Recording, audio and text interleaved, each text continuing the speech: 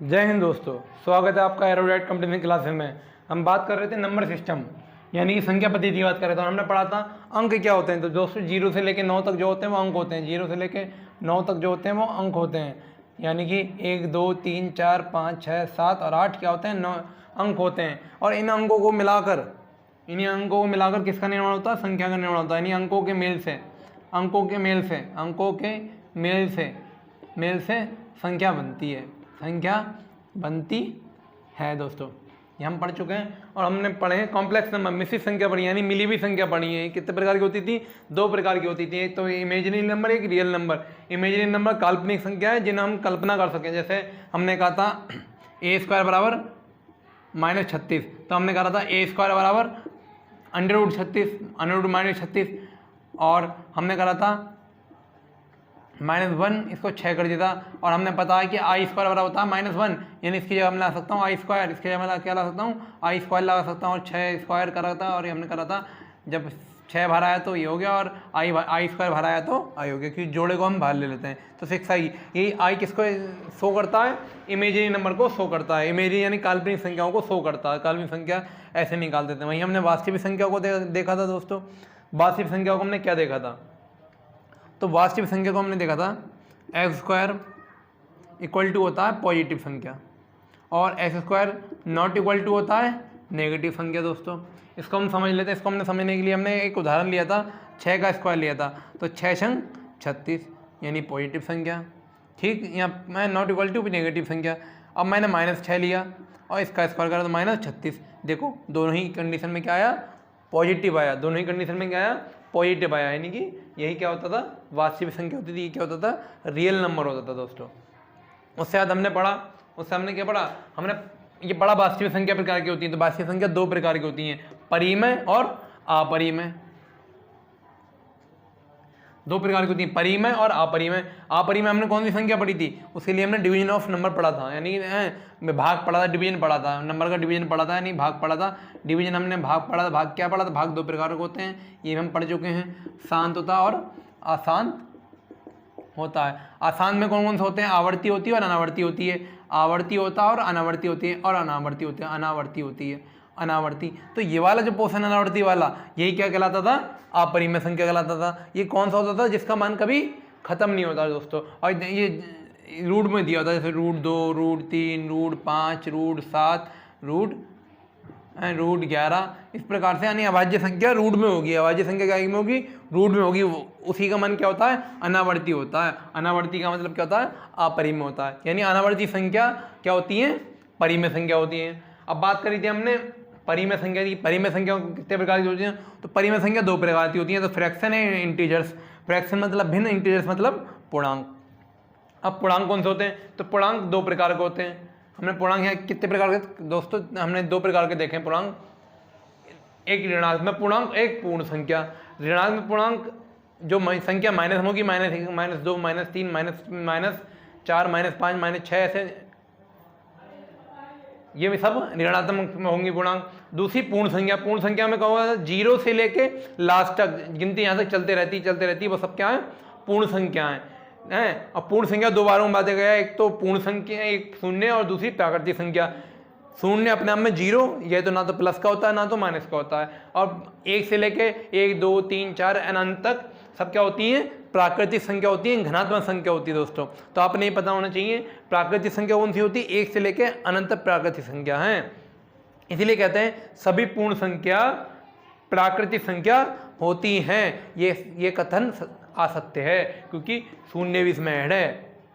लेकिन सभी प्राकृतिक संख्या पूर्ण संख्या, ये बात सत्य है, क्योंकि जितनी भी प्राकृतिक संख्या होंगी वो पूर्ण संख्या जरूर होंगी। तो ये हम अब तक पढ़ चुके हैं। इसके लिए हमने एक लाइन ली थी, यहाँ हमने इसको दिखाया था कि लाइन पे यहाँ हमने 0 लिया था, यहाँ पे प्लस की संख्या ली थी, 1 2 3 5 ऐसा करके लिया था। यहाँ पर हमने माइनस की संख्या ली थी, ऐसी संख्या ली थी। हमने देखा था ये वाला जो 0 से लेके यहाँ तक जो संख्या है, ये कहलाएगी पूर्ण संख्या।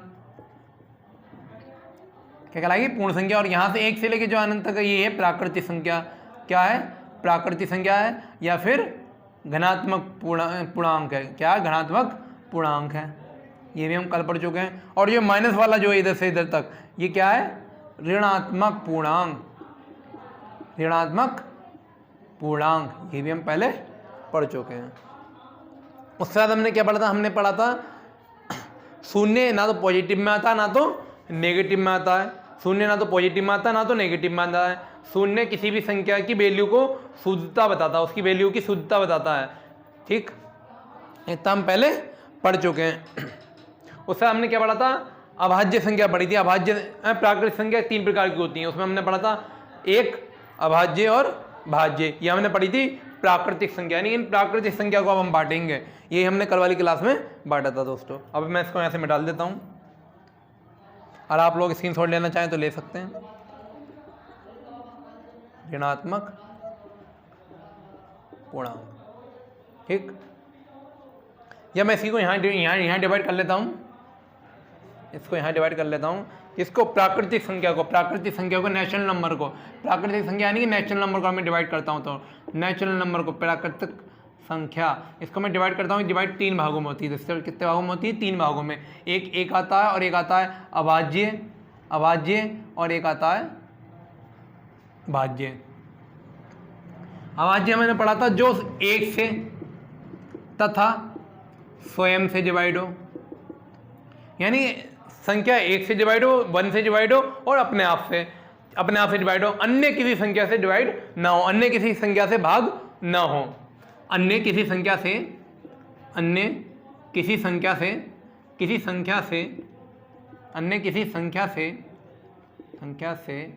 भाग ना हो, अन्य किसी से भाग ना हो, अपने आप से हो। और हमने ये पढ़ा था सबसे छोटी सम संख्या 2 है।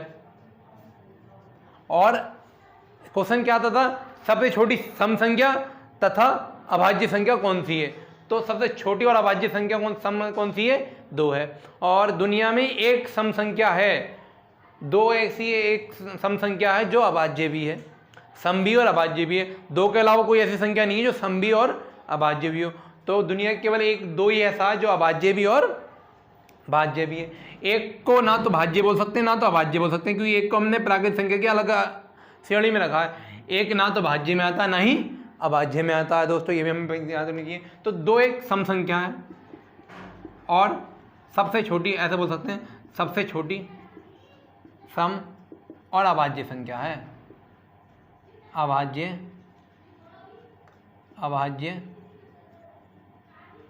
संख्या है। यानी 2 सम, सबसे छोटी कम सम, सबसे कम सम है ना, सबसे कम, ऐसा बोल सकते हैं। 2 सम और अभाज्य संख्या है, केवल दो ही है दोस्तों, केवल 2 ही है जो सम भी है और अभाज्य भी है। फिर हमने ये भी पढ़ा था कि ऐसी कौन सा ट्विन नंबर क्या होते हैं, है ना, या ट्विन अभाज्य संख्या कौन सी होती है, ट्विन प्राइम नंबर। अभाज्य संख्या को प्राइम नंबर बोलते हैं, तो ट्विन प्राइम यानी द्वि अभाज्य संख्या कौन सी है, द्वि अभाज्य संख्या कौन सी है, तो 2 अभाज्य जो लगातार संख्या वो द्वि अभाज्य होती हैं। जैसे मैं कह रहा हूँ 2 के बाद अभाज्य संख्या क्या है, 3 के बाद क्या है, 5 के बाद क्या है, 6 के बाद क्या है, 6 नहीं है देखो दोस्तों, 7 है, 7 के बाद क्या है, 11 है, जो किसी पहाड़ में ना आए, एक में आया स्वयं सो। 11 के बाद क्या है, 13 आ गया, 13 के बाद क्या, 17 दोस्तों, 17 का क्या, 19 है, 19 के बाद क्या है, 23 है, 23 के बाद क्या है, 27 आता है, 23, 29 नहीं आता, 29 के बाद क्या आता है दोस्तों, 31 आता है, 31 के बाद क्या आता है आपका, 37 आता है, 37 के बाद क्या आता है, 41 आता है, 41 के बाद क्या आता है, 43 आता है, 43 के बाद क्या आता है, 47 आता है। 1 2 3 4 5 6 7 8 9 10 और 10 5 15, यानी 1 से लेके 50 तक कितनी अभाज्य संख्या होती हैं, 15 संख्या होती हैं दोस्तों। हम गिनेंगे तो 15 होती हैं 1 से लेके 50 तक। अगर हम बात करते हैं क्वेश्चन क्या आता है, 1 से लेके 50 तक के बीच में की सभी अभाज्य संख्या बताइए कितनी होती हैं, तो कितनी होती हैं, 15 होती हैं। हो कौन सी है, तो ये होती हैं। अब देखो दोस्तों, मान लो 2 और 3 आया, 2 और 3 आया, ये 2 और 3 क्या होगा, ये 2 और 3 ही ट्विन नंबर होगा, द्वि अभाज्य संख्या होगा। और लगातार जैसे 11 और 13 आया, ये भी क्या होगा, ट्विन संख्या होगा। 13 और 17 आया, ये भी क्या होगा, ट्विन संख्या। 11 13 आया, ये भी क्या होगा, ट्विन संख्या। ट्विन संख्या मतलब जोड़े से संख्या, लगातार अभाज्य संख्या होगी, क्या कहलाता है, द्वि अभाज्य संख्या कहलाता है। उसके बाद 3 अभाज्य संख्या पूछ लेता हो, तो 3 अभाज्य संख्या देखो इस रूप में पूछला, वो कहता है n+2 n+4 है के रूप में कितनी अभाज्य संख्या संभव है। तो संभव है दोस्तों, n+2 n+4 के रूप में कितनी अभाज्य संख्या संभव है। तो कितनी अभाज्य संख्या संभव है? केवल एक ही संख्या संभव है, हम पढ़ चुके हैं। कौन सी?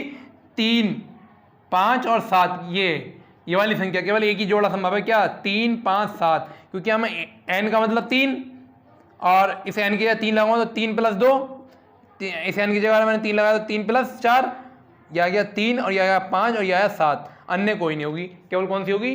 3, 5, 7। 3, 5, 7 ऐसी अभाज्य संख्या जो n+2 n+4 के रूप में हमको दिखाई देती है। इतना हम दोस्तों कल पढ़ चुके हैं। अभाज्य संख्या की बात चल रही थी दोस्तों।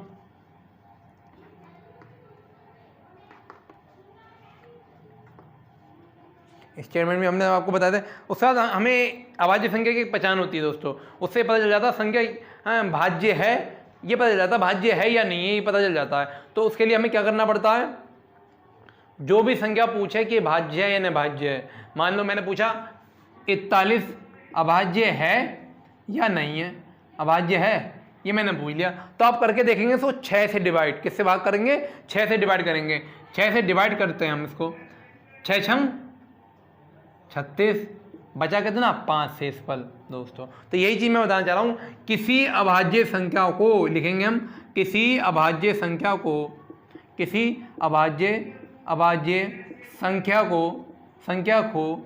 6 से भाग देने पर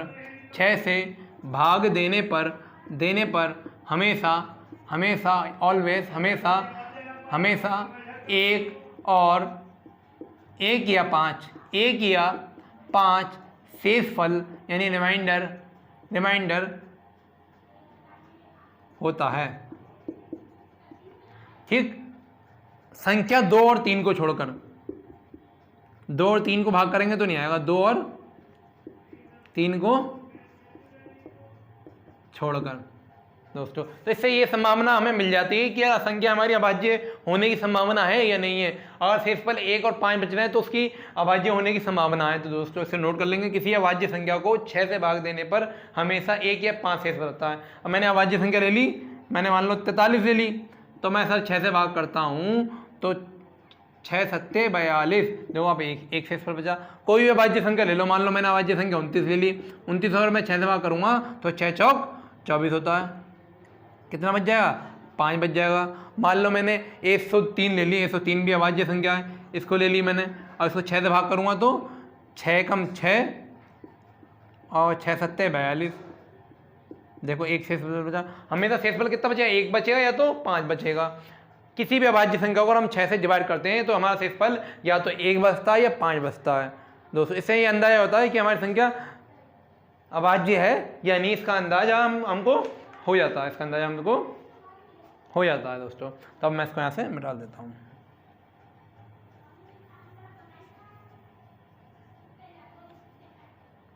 ये था अभाज्य संख्या को निकालना। अब मैं डायरेक्ट आपसे पूछा हूँ अभाज्य संख्या है, मैं पूछ सकता हूँ n, ऐसा पूछ सकता हूँ p एक अभाज्य संख्या है, p एक अभाज्य संख्या है, इसे 6 के भाग देने पर सदैव क्या शेष बचेगा?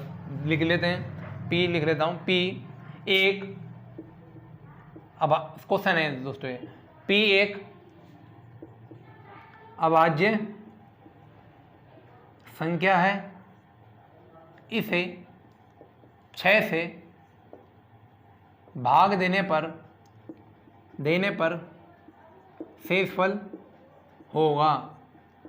मैं दोस्त 4 ऑप्शन लिखता हूँ, 1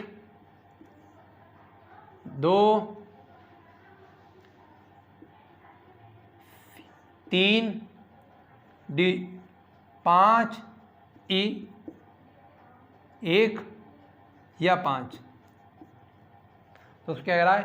p एक अभाज्य संख्या है, इसे 6 से भाग देने पर, ये 6 से भाग देने पर शेष होगा। 6 से भाग देने पर शेष होगा, 1 होगा, 2 होगा, 3 होगा या 5 होगा। दोस्तों अभी हमने पढ़ा था यदि किसी अभाज्य संख्या को 6 से भाग करते हैं तो सदैव 1 या 5 शेषफल बचेगा, तो 1 या 5 शेषफल बचेगा। तो आंसर कौन सा हो गया हमारा? ई हो गया, क्योंकि हमें पता है पी एक अभाज्य संख्या और किसी भी अभाज्य संख्या को अगर हम 6 से भाग करते हैं तो हमारे पास शेषफल 1 बचता है। तो हमारे पास शेषफल कितना बचता है? 1 बचता। किसी भी संख्या को हम 6 से भाग करते हैं तो 1 या 5 बचेगा। 6 कम 6 ले लिया था हमने, ये ले लिया, 6 छंग 36 ले लिया और ये बचा 5। तो हमें तो शेषफल 1 या 5 बचेगा 6 से किसी अभाज्य संख्या को भाग करेंगे। एक क्वेश्चन और ले लेते हैं। यदि n एक संख्या है, यदि n एक संख्या है या n संख्या को यदि n संख्या को 6 से भाग देने पर 6 से भाग देने पर शेषफल 1 या 5 रह जाए तो संख्या होगी a भाज्य b भाज्य a अभाज्य, c परिमेय और d अपरिमेय। दोस्तों अब यहाँ देखने के लिए यदि n संख्या को 6 से भाग देने पर, कोई n संख्या उसे मैंने 6 से भाग दिया तो शेषफल 1 और 5 रह जाए तो संख्या होगी। तो 1 5 रहने से अभाज्य संख्या की संभावना तो होती है, लेकिन जरूरी नहीं है कि संख्या अभाज्य और 1 और 5 शेषफल बचे। 1 और 5 शेषफल समय अभाज्य में भी बच सकता है, लेकिन 6 से अंदाजा ये होता है भाज्य देने के, हाँ ये अभाज्य है। मान लो मैंने आपसे पूछ लिया होता है 49 क्या है, तो 49 को आप देखते 6 से भाग करके देखते हैं, 6 सत्ते 42, शेषफल कितना बचा? 6 बचा मान लो यहाँ पे, है ना। अभी शेषफल यहाँ 5 बच सकता था, नहीं इससे ये अंदाजा होता संख्या क्या है? अभाज्य, अंदाजा हो जाता है। यानी हम अभाज्य की जाँच कर लेते हैं, जाँच अभी हम आगे पढ़ेंगे। तो यानी अभाज्य हो सकती है, अभाज्य हो सकती है। अब बात कर लेते हैं हम संख्या भाज्य है या नहीं है। तो भाज्य में भी शेष 1 और 5 बच सकता है, क्योंकि अगर मैं 1 और 5 बच सकता है, किस करने की कंडीशन पे बच सकता है? अगर मैं 17 को भाग करूँ 6 से तो 5 शेष बच सकता है, ठीक। यानी भाज्य भी संख्या हो सकती है, तो ये भी संख्या हो सकती है। और भाज्य अभाज्य संख्या किसका रूप होती है? भाज्य और अभाज्य संख्या रूप होती है परिमेय संख्या का। किसका रूप होती है? परिमेय संख्या का होता है। और यानी ये संख्या क्या होती है? परिमेय संख्या होगी। अपरिमेय तो हमें पता ही, जो बटे में ना हो। यानी अगर संख्या भाज्य और अभाज्य तो वो परिमेय हो सकती है, यानी परिमेय संख्या है। यदि n संख्या को 6 से भाग देने पर शेष 1 या 5 रह जाए तो संख्या क्या होगी? तो भाज्य भी हो सकती है, जरूरी नहीं कि भाज्य अभाज्य हो, क्योंकि 1 और 5 तो बदला से पता चलेगा अभाज्य है, लेकिन जरूरी नहीं, कंपलसरी नहीं है। ऐसे ये भाज्य भी हो सकती है, जब ये भी हो सकती है, ये भी हो सकती है, तो हमने किस पर टिकला दिया? परिमेय, क्योंकि यही दोनों चीज़ किस में देखने मिलती है हमको? परिमेय संख्या में देखने को मिलती हैं। ठीक दोस्तों, क्लियर हो रहा होगा। अब मैं बात करता हूँ अभाज्य संख्याओं की जांच, है ना, यानी test of prime number. Prime नंबरों का हम कैसे जांच करेंगे, इसकी बात कर लेते हैं अब हम।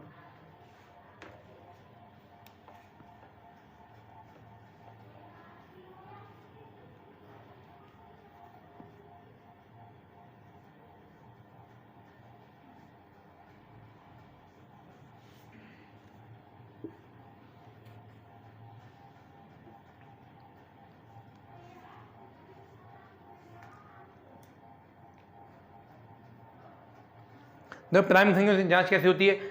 अभाज्य संख्याओं की जांच। दोस्तों हम पढ़ रहे हैं अभाज्य संख्याओं की जांच। अभाज्य संख्याओं को पता निकालना है। एक तो 6 से भाग करके शेषफल 1 या 5 बचता तो अंदाजा होता संख्या अभाज्य है या नहीं है। लेकिन अभाज्य संख्याओं की जांच करते कैसे हैं? अभाज्य संख्या की जांच, यानी इसको बोल सकते हैं टेस्ट ऑफ प्राइम नंबर, ये हम इसको बोल सकते हैं। तो इसमें होता क्या है, जो भी संख्या दी गई हो, उसका वर्ग में उसका रूट चढ़ा देंगे, उसको अंडर रूट कर देंगे। मान लो मैंने पूछ लिया क्या 101 अभाज्य संख्या है, तो अब 101 के नियर वाली जो होगा निकटतम, अब निकटतम रूट में जो संख्या होगी उसको ले लेंगे। निकटतम रूट में क्या होता है 100 होता है, क्योंकि 100 10 का वर्गमूल है, 100 10 का वर्गमूल वर्ग है, 100 10 का क्या है वर्ग है। और मैं 100 निकालूंगा तो 100 का मतलब क्या है 10, और 10 से नीचे जितनी भी अभाज्य संख्या हैं उससे अगर 100 को भाग करें और उनसे कट रही है तो ये संख्या भाज्य होगी, और नहीं कट रही है तो अभाज्य होगी। इससे नीचे अभाज्य संख्या कौन कौन सी होती हैं 2 है, 3 है, 5 है, 7 है, 9 भाज्य होती है 11 इससे ऊपर होगी, यानी ये 4 संख्या है। अगर 101 कटनी होगी तो 2 से कटेगी, 3 से कटेगी, 5 से कटेगी और 7 से कटेगी। दुनिया की कोई ताकत इसे नहीं काट सकती, कटेगी तो इन चारों से कटेगी, कोई पांचवी संख्या इसे काटने वाली नहीं होगी, या तो 1 होगी या स्वयं होगी, हमने पढ़ चुका। और ऐसी संख्या क्या होती है अभाज्य संख्या होती है। हमने एक चीज और पढ़ी है, अभाज्य संख्या को अगर 6 से भाग करते हैं तो शेषफल 1 या 5 बचता है। तो 101 को मैं पहले जांच लेता कि अभाज्य संख्या 6 से भाग करके देखता, तो 6 कम 6 4 बचता, और मैं 6 संग 36 कर देता और ये बचता 5 शेषफल। 5 शेषफल बचते ही मुझे अंदाजा होता कि ये संख्या अभाज्य हो सकती है, ये संख्या अभाज्य हो सकती है। इसीलिए मैंने जांच करना शुरू करा। तो नियर जो इसके निकटतम रूट ले लेते हैं, निकटतम है ना रूट ले लेते हैं, इसका निकटतम रूट ले लेते हैं। तो निकटतम रूट क्या हो गया अंडर रूट 100 हो गया। अंडर रूट 100 का मतलब 10, और 10 से हम कर लेंगे 2 3 5 7, 2 3 4 5 है ना। जो 4 नहीं आता 4 सम होता है, 9 नहीं आता 9 क्या होता है विषम है, लेकिन 3 से कट जाता है, 3 से कट जाता है यानी कि भाज्य है, और हम लेते हैं केवल अभाज्य। इनसे काट के देख लेंगे। देखो अगर मैं 101 को हम 2 से काटेंगे, दोस्तों काटना हम अगली क्लास में सीखेंगे, लेकिन यहाँ हम अंदाजा बताते हैं ये 2 से भाग करके देखेंगे नहीं कटेगा।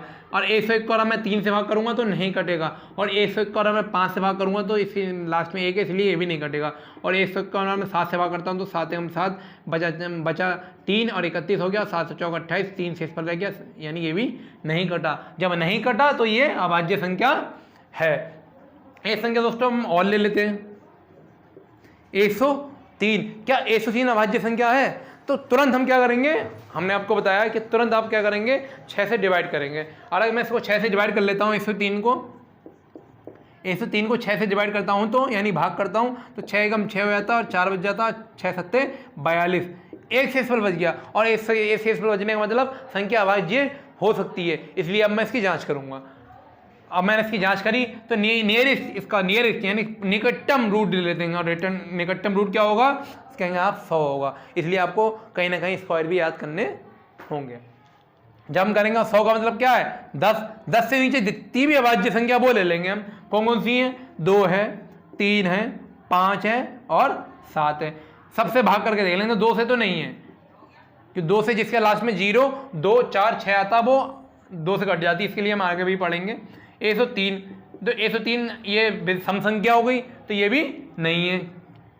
उसके बाद 103 से 5 जो इससे भी लास्ट में 3 है तो ये भी नहीं है। हमारा मैं 7 से भाग करता हूँ 103 को 7 से करता हूँ, 7 एकम 7 और बचा 3 33 हो गया, 7 4 28, 5 शेषफल बच गया, 5 शेषफल बच गया तो ये भी नहीं है। यानी कि ये भी संख्या क्या है, यानी 103 भी क्या है अभाज्य संख्या है। ये भी हमने क्या कर ली जाँच कर ली दोस्तों।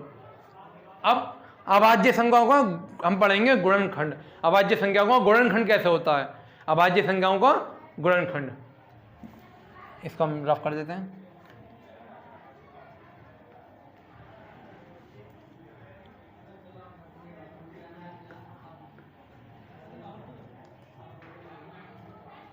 ये दोस्तों हम पढ़ लेते हैं अभाज्य संख्याओं का गुणनखंड। अभाज्य संख्याओं का गुणनखंड कैसे होता है, तो अभाज्य गुणनखंड बोलते हैं उसे, क्या बोलते हैं अभाज्य गुणनखंड। कोई भी संख्या दिया होगा, मान लो उन्हें अपने को दे दिया 48 दे दिया दोस्तों। अब 48 का अभाज्य गुणनखंड पूछेगा तो आप अभाज्य गुणनखंड ऐसे करेंगे, इसको 2 से काटा तो ये 2 दूनी 4 और इसको काटेंगे तो हैं, इसको काटेंगे तो 6 और इसको काटेंगे तो 3, इसको काटेंगे तो 1 है ना। और इसके गुणनखंड हो जाएंगे 1 2 3 4 हो जाएंगे, 2 की पावर 4 हो जाएगा और गुणा 3 की पावर 1 हो जाएगा। ये इसके गुणनखंड हो गए। 2 4 बार हो गया और 3 एक बार हो गया, ये इसके गुणनखंड हो गई अभाज्य गुणनखंड, यानी छोटी छोटी संख्या को 48 को छोटी छोटी संख्या से हमने डिवाइड करा, वो संख्या है 2, फिर आ गया 24, 24 को 2 से काटे छोटी छोटी संख्या क्या 2, 12 को छोटी छोटी संख्या फिर 2, और 6 को छोटी छोटी संख्या तो 3, और 3 के बारे में आता है नहीं। अभाज्य संख्या गुणनखंड हमारे क्या हो गए 2 की पावर 4 और 3 की पावर 1, ये हो गया इसका अभाज्य गुणनखंड। अब क्वेश्चन क्या आता है 48 में कुल कितने अभाज्य गुणनखंड हैं, तो क्वेश्चन क्या आता है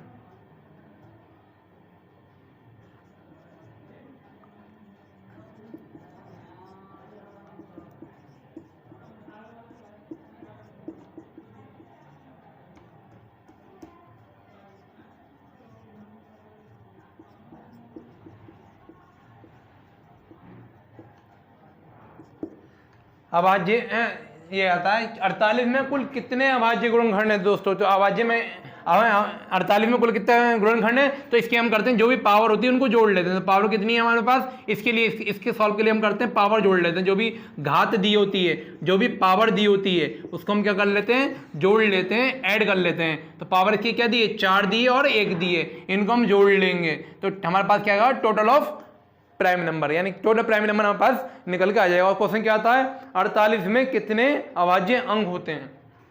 हम क्या क्वेश्चन क्या आएगा 48 में कुल नहीं आएगा, 48 में कितने अभाज्य या कितनी अभाज्य संख्या होगी है ना। 48 में कितने अभाज्य संख्या होंगी, कितने प्रकार की अभाज्य संख्या होंगी दोस्तों, क्या आएगा कितने प्रकार की अभाज्य संख्या होगी। दो कितने प्रकार की अभाज्य संख्या होगी, 2 प्रकार की अभाज्य संख्या होगी। कौन कौन सी, जो नीचे दिया है 2 और 3, कितने प्रकार की हैं 2 या 3, यानी कितने प्रकार की संख्या हो गई 2 प्रकार की हो गई। उन्होंने प्रकार पूछा कितने प्रकार की होती, कितनी है ये नहीं पूछा, कितनी है वो तो कुल में आ गई, लेकिन ने पूछा यहाँ प्रकार कितने होंगे, तो 2 प्रकार की होगी, या तो 2 होगी या 3 होगी, यानी 2 प्रकार की संभव है, 2 प्रकार की संभव है, ठीक है 2 प्रकार की संभव है। और क्वेश्चन क्या आता है 48 के सभी संभव गुणनखंड बताइए, यानी सभी गुणनखंड बताइए, टोटल गुणनखंड बताइए। 48 के कुल गुणनखंड होंगे, तो 48 के कुल गुणनखंड होंगे। इसके लिए हम क्या करना पड़ता है, जो ये पावर दी होती दोस्तों, यहाँ क्या ये 2 की पावर 4 दी है, तो यानी इस पावर में 1 जुड़ जाता है, इस पावर में क्या होता है 1 जुड़ जाता है, तो इस 4 में भी 1 जुड़ गया, फिर गुणा करके अगला जो पावर दिया, अगली संख्या पे पावर क्या दी है 1 ही दी है, तो इस 1 में भी क्या हो जाएगा 1 जुड़ जाएगा। ये हो गया 4 और 1 5 हो गया, गुणा 1 और 1 2 हो गया, यानी 5 दूनी 10, तो यानी 48 के कुल कितने गुणनखंड होंगे, 48 के कुल 10 गुणनखंड होंगे। कौन कौन से होंगे चेक कर लेते हैं हम। एक तो 48 1 से भी कट जाएगा, 48 2 से भी कट जाएगा, 48 3 से भी कट जाएगा, 48 4 से भी कट जाएगा, 48 5 से नहीं कटेगा 6 से कट जाएगा, 48 8 से भी कट जाएगा दोस्तों। अब चेक करूंगा जब 1 आया ना तो कहीं ना कहीं 48 भी आएगा, क्योंकि एक की गुणा जब मैं 48 से करता हूं तो 48 आता है, तो यहाँ आ गया 48। जब 2 आया ना तो 2 की गुणा अगर मैं 24 से करूंगा तो 48 आएगा, यानी 2 आया तो 24 भी जरूर आएगा, तो यहाँ पे मैंने क्या लिख दिया 24 लिख दिया। उसके बाद क्या 3, अगर 3 है तो इसमें 16 भी आएगा, कि 16 यहाँ कितना होता है 48 होता है, अगर यहाँ 3 है तो यहाँ 16 भी आएगा, तो यहाँ भी 16 आएगा। उसके बाद क्या यहाँ पे 4 आ गया, अगर 4 है तो 12 चौक 48 12 भी होगा, 12 भी दोस्तों होगा। उसके बाद क्या है 6 है, अगर 6 है तो 8 भी होगा, और 8 ऑलरेडी है, यानी गुणनखंड इससे कितने आ गए 1 2 3 4 5 6 7 8 9 10। देखो दोस्तों 10 हमने निकाल देते हैं, तो आपको निकालने की जरूरत नहीं, आप डायरेक्ट बता देंगे इसमें गुणनखंड कुल कितने आएंगे 10 आएंगे। और कुल गुणनखंड यानी कुल गुणनखंड कौन कौन सी संख्या इसको काट सकती हैं, 48 को काट सकती हैं, तो कौन कौन सी काट सकती हैं, 1 काट सकती है, 2 काट सकती है, 3 काट सकती है, 4 काट सकती है, 5 6 काट सकती है, 8 काट सकती है, 12 काट सकती है, 16 काट सकती है, 24 काट सकती है, 48 काट सकती है, यानी टोटल ऐसी 10 संख्या हैं जो 48 को भाग कर सकती हैं, और यही किस में आते हैं, कुल गुणनखंड में आते हैं। और ये कहते हैं कुल कितने अभाज्य गुणनखंड। ये अभाज्य गुणनखंड है तो अभाज्य गुणनखंड दोनों की पावर को जोड़ दिया। ये कितने, ये क्या है, 48 में कुल कितने प्रकार के अभाज्य हैं, तो 2 प्रकार के हैं, एक तो 2 और एक 3 है, 2 प्रकार के हैं। और ये तीसरा क्वेश्चन क्या है, 48 से कुल कितने गुणनखंड होंगे, तो कुल कितने गुणनखंड होंगे, 48 होंगे। ये हमने कैसे निकाले, इस पावर में 1 जोड़ दिया गुणा इस पावर में 1 जोड़ दिया। ठीक है दोस्तों, यहाँ आप लोगों को बहुत बेहतरीन तरीके से समझ में आ रहा होगा। और जैसी क्लास आपको एरोडाइट क्लास पे मिलती है, आई गारंटी आपको किसी चैनल पे नहीं मिलेगी।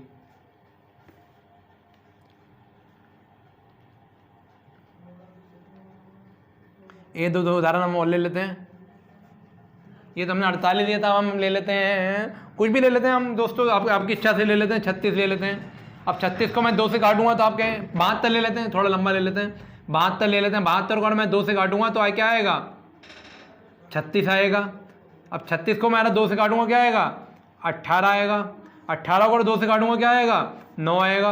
और 9 को 3 से काटूंगा कितना आएगा, 3 आएगा। और 3 से 3 से काटूंगा तो 1 आएगा। यानी 2 3 बार तो 2 3 बार, 3 2 बार तो 3 2 बार। तो वही प्रश्न मैं आपको दोबारा पूछ रहा हूं, इसमें कुल कितने अभाज्य संख्या हैं, तो इसमें कुल कितनी अभाज्य संख्या है, दोनों घातों को जोड़ लेंगे तो कितनी अभाज्य संख्या है, अभाज्य संख्या है। कुल कितनी अभाज्य संख्या है, 5। कुल कितनी अभाज्य संख्या है, 5।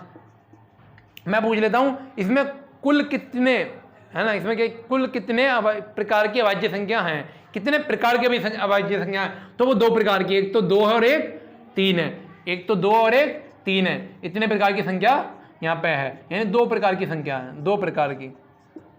और तीसरे क्वेश्चन मैंने आपसे क्या पूछा था, है ना, मैंने कहा था 48 में कुल है कितने गुणनखंड होंगे, 48 को कितने गुणनखंड होंगे। यहाँ पे क्वेश्चन में कर देता हूँ 72 के कुल कितने गुणनखंड होंगे, तो पावर में 1 जोड़ना है, पावर में 1 जोड़ना है। तो इसकी पावर क्या है यहाँ पे दोस्तों, इसकी पावर 3 है, तो 3 में 1 जोड़ा तो 4, और गुणा अगली पावर क्या है 2, और 2 में 1 जोड़ा तो 3, 3 और 1 4, 4 2 और 1 3, और 4 3 12। यानी 72 को 12 संख्या काटने वाली होंगी, 72 को 12 संख्या काट सकती हैं दोस्तों। तो यह डायरेक्ट निकल जाता, आपको ये लिखने की जरूरत नहीं कि भैया 72 1 से भी हो जाएगा, 2 से भी हो जाएगा 72, 3 से भी 72 हो जाएगा, 4 से भी 72 हो जाएगा, 5 से नहीं होगा, 6 से हो जाएगा नहीं हो जाएगा, चेक करते हैं, 6 से भी हो जाएगा, 7 से होगा नहीं होगा नहीं होगा, 8 से चेक कर लिया 8। अब जब 1 से है तो 72 से भी होगी, क्योंकि 72 की गुणा 1 से करते हैं तो 72 आता है, और 72 ही हमारा आना चाहिए। जब 2 है तो 36 भी होगा, जब 3 है तो 3 24 3 72, 24 भी होगा। जब 4 है तो 4 भी होगा, 18 चौका 72, तो यानी 18 भी होगा। जब 6 है तो 12 छिंग 72, 12 भी होगा। जब 8 है तो 8 भी होगा, 8 ढिम 72, तो 8 भी होगा, 9 भी होगा। यानी कुल कितने होंगे गिन लेते हैं, 1 2 3 9 10 11 12, जो टोटल होंगे 12। अगर 9 है, एक बार देख लेते हैं, 1 है 2 है 3 है 4 है, ये हो गया ये हो गया। 72 को और कौन सी संख्या होती है, 9 हो गया, 12 हो गया, है ना, 18 हो गया, 24 हो गया, 36 हो गया, टोटल 12 संख्या आएंगी दोस्तों। अब ऐसे हम घपलाबाजी कर सकते हैं, तो ये तरीका बिल्कुल गलत है यार। बीच में हम कोई संख्या भूल गए तो क्या होगा, हमारे जो है संख्या कम आएगी। तो हम क्या करते हैं, पावर में 1 जोड़ देते हैं। पावर में 1 जोड़ी तो मान लो मैं यहाँ पे ये भी 9 भी भूल गया, 8 भी भूल गया, तो मैं कहूँगा 1 2 3 4 5 6 7 8 9 10, ये तो बहुत कम रह गई। तो ये मैं भूल सकता हूँ। अब भूल से मैं क्या करूँगा, गलत टिक लगा कर जाऊँगा। तो मुझे ये करना ही नहीं है, ये चीज़ मुझे करनी नहीं है। मेरे को क्या करना, पावर में 1 जोड़ना और आपस में गुणा कर देना। इसकी पावर 3 थी, मैंने 1 जोड़ा, इसकी पावर 2 थी, मैंने 1 जोड़ा, इसी में 1 जोड़ के 4 आया, इसमें 1 जोड़ के 3 आया, दोनों की गुणा कर दी, 4 3 12 हो गया। नहीं ऐसे कितने गुणनखंड हो गए, 72 के 12 गुणनखंड होंगे। 12 संख्या ऐसी होंगी जो 72 को डिवाइड कर देंगे दोस्तों। अब एक संख्या आपकी मर्जी से भी ले लेते, क्या ले लेते हैं, एक संख्या आपकी मर्जी से भी ले लेते हैं।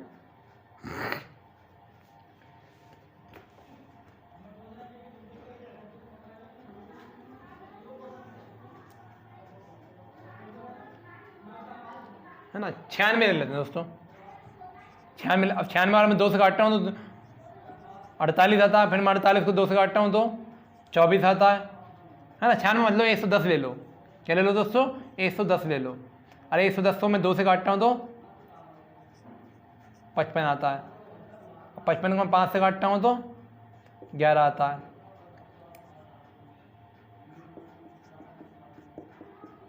अरे दोस्तों इसमें मैं पूछ रहा हूँ इसमें कुल कितने अभाज्य संख्या हैं, तो आप कहेंगे इसमें कुल 3 अभाज्य संख्या हैं, क्योंकि अभाज्य संख्या निकालने के लिए हमें क्या करना पड़ता है, पावर को जोड़ना पड़ता है। तो पावर 1 पावर 1 पावर 1 कितनी पावर हो गई 3, तो कुल अभाज्य संख्या कितनी हो गई 3। मैं इसमें पूछूंगा कितने प्रकार की अभाज्य संख्या है, तो आप कहेंगे जो नीचे होता है उतने प्रकार की होंगी। तो नीचे कितने गुणनखंड है, 2 1 5 है, 1 है, तो कितने हैं टोटल, 2 है 5 है 11 है, टोटल कितने हैं 3 है।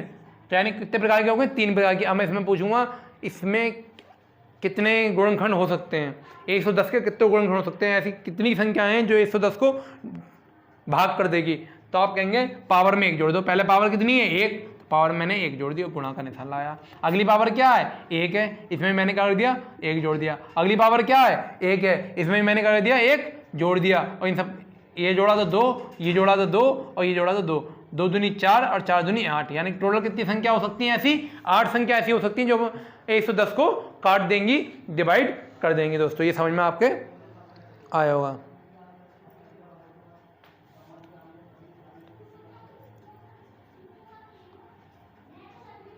दोस्तों आज के लिए इतना बहुत। अगर क्लास आपको पसंद आई हो तो कमेंट कीजिए, हमारे चैनल को आपने अभी तक सब्सक्राइब नहीं करा तो सब्सक्राइब कीजिए, लाइक कीजिए एंड शेयर कीजिए।